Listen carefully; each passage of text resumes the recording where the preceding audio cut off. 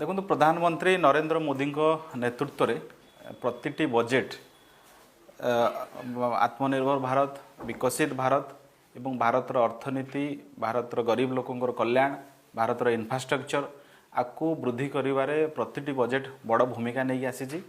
एवं ये 2026 बजेट जो आसंता काली आसीबो से जो अर्थनीतिर जो यात्रा अच्छी ताकू आहुरी आगकू नब एवं जितेबाला सारा विश्वर अर्थनीति आज गोटे अनिश्चितता भितर गति करुच्ची से भारत विश्वर जिते बड़ इकोनोमी अच्छी सबुठू द्रुत अभिवृद्धिशाली लार्जेस्ट ग्रोइंग इकोनोमी भाव रेट ऑफ ग्रोथ रे भारत सबुठू आगे अच्छी सबुठू कम इन्फ्लेशन आज भारत मेंटेन करि पारिछि एवं जो 2014 रु 25 यात्रा गरीब कल्याण नहीं कि आत्मनिर्भर भारत एवं पीएम गतिशक्ति द्वारा अनेक इन्फ्रास्ट्रक्चर डेवलपमेंट जहाँफल आज भारत विश्वर चतुर्थ इकोनोमी है खूब शीघ्र तृतीय अर्थनीति हो जाऊँ एवं जदि ओडिशा कथा देखिए नरेंद्र मोदी को सरकार जेबेठारू सरकार को 2014 मसीह आसिले सेबेठारू ओडिशा को केंद्रीय अनुदान हो एवं टिकस बारे केंद्रीय टिकस रे राज्यर अंश भाव हो वर्ष को वर्ष ओडिशार अनुदान वृद्धि पाई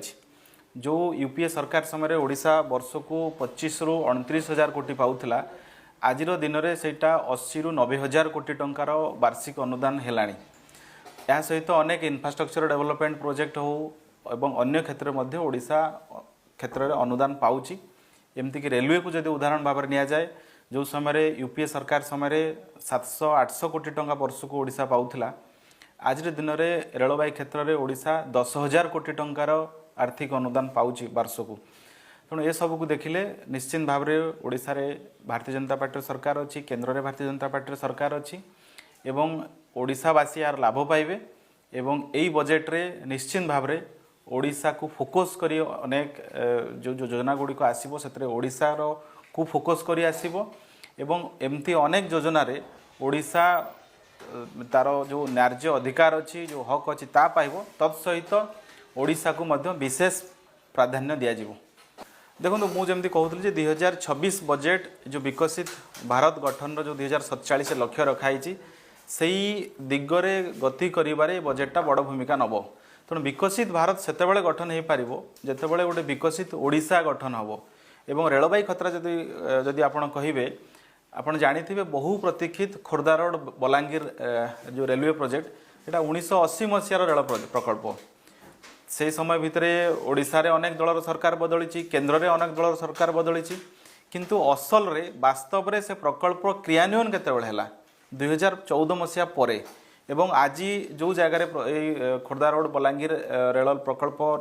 काम चली आउ वर्षे 1.5 वर्ष भितर से संपूर्ण हो तो रेल गड़िला यही मोदी सरकार समय प्रथम थर पर से लाइन रे रेल गड़ी थिला किंतु पूरा प्रकल्प सरीवाई आउ वर्षे लगे तेणु सबुबले रेलवे क्षेत्र अच्छी रेलवे स्टेशन हो अमृत भारत 50 रु अधिक रेलवे स्टेशन कराई